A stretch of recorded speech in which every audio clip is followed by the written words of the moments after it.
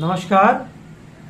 आज हम चर्चा करेंगे नाड़ी के द्वारा रोग निदान की जो व्यवस्था आयुर्वेद ग्रंथों में धरोहर स्वरूप है और यह प्राचीन विद्या है।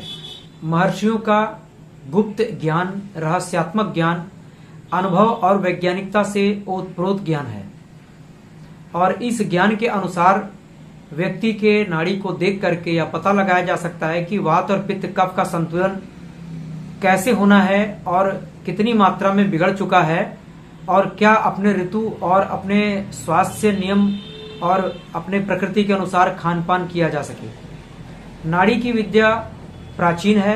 नाड़ी देख करके व्यक्ति के प्रकृति का ज्ञान किया जा सकता है और ऋतुओं से इसका संबंध विशेष है। इसके अनुसार खान पान करके व्यक्ति अपने रोगों को भी ठीक कर सकता है। बस जिसे संक्रमण कहते हैं का मामला कम हो तो भी यह ठीक किया जा सकता है।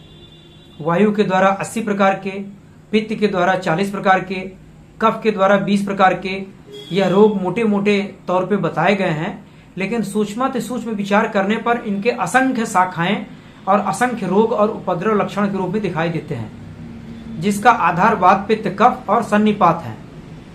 वायु को समझने के लिए, वायु की नाड़ी विकृत हो जाए समझने के लिए नाड़ी धत्ते मरुत्कोपे जलौका सर्पयोर गतिम कहा गया कि नाड़ी सांप की तरह और जोंक की तरह चलती है तो वह वायु से संबंधित रोगों को उत्पन्न करती है।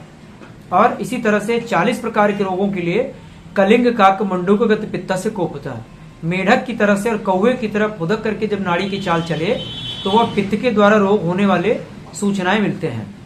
इसी तरह से हंस परावत गति धत्ते श्लेष्म प्रकोपता, हंस और बगुले की चाल की तरह जब नाड़ी बहुत गंभीर चले तो वह हृदय से संबंधित, श्वास से संबंधित, कफ से संबंधित 20 प्रकार के रोगों का ज्ञान कराती है, जिसे प्राचीन विद्या के आधार पर हम आज वैज्ञानिकता के आधार पे भी जान सकते हैं। तो यह मेरा कहना है कि नाड़ी के द्वारा रोग निदान की जो प्राचीन व्यवस्था है, अपने आसपास जहाँ भी कहीं वैद्य हों इनका प्रोत्साहन करें और प्राचीन चिकित्सा प्रणाली से आप जुड़ें, प्रकृति और पर्यावरण से जुड़ें। जहाँ भी प्राचीन वैद्य हों उनका सम्मान करें, इनसे प्राचीन विद्या ज्ञान के बारे में समझने का प्रयास करें